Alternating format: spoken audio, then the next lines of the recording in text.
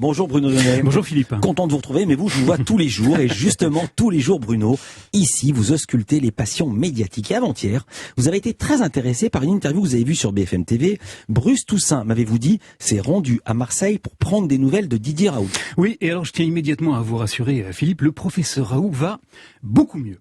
Vous vous souvenez qu'on avait diagnostiqué chez lui une sévère addiction aux caméras de télévision et une très légère hypertrophie de l'ego.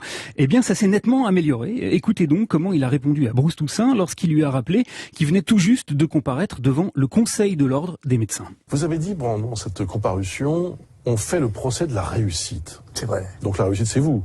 Oui. Ouais. Voilà, sa melonite a parfaitement dégonflé et sa boursouflure du cigare aussi, il n'y a plus de problème. Depuis bien longtemps, je suis l'infectiologue au monde le plus cité, donc je sais bien. Donc on est vraiment les meilleurs sur le plan de la recherche. Ensuite, vous vous en rappelez certainement, Philippe, son tout dernier bilan de santé faisait état de légers troubles du discernement, notamment au sujet de l'utilisation de l'hydroxychloroquine. Les plus hautes instances scientifiques ont formellement conclu qu'elle fonctionne parfaitement pour traiter le paludisme, mais c'est tout.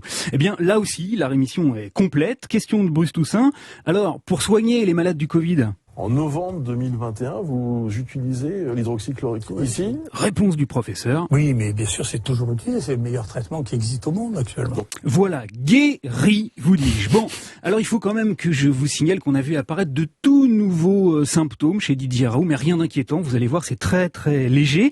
D'abord, le professeur souffre désormais d'amnésie. Vous savez que Mediapart a révélé qu'il aurait procédé à des essais totalement illégaux sur la tuberculose en utilisant des patients précaires et souvent étrangers comme cobayes. Eh bien, malheureusement, Raoult n'en conserve strictement aucun souvenir. C'est pas vrai, c'est juste pas vrai.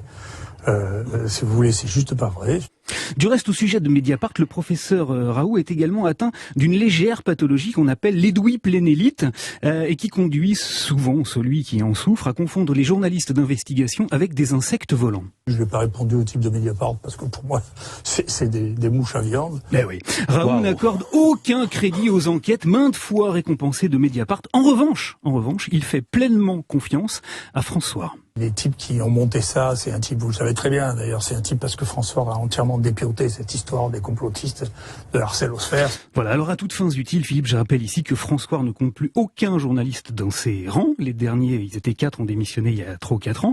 C'est devenu un site au contenu hautement approximatif et souvent contestable. Écoutez, par exemple, ce qu'un journaliste de BFM a opportunément rappelé avant-hier. J'ai pris quelques extraits comme ça d'articles qui ont été publiés par François, qui a, par exemple, comparé les centres de vaccination au Veldiv, quand même, en expliquant que la vaccination était un génocide.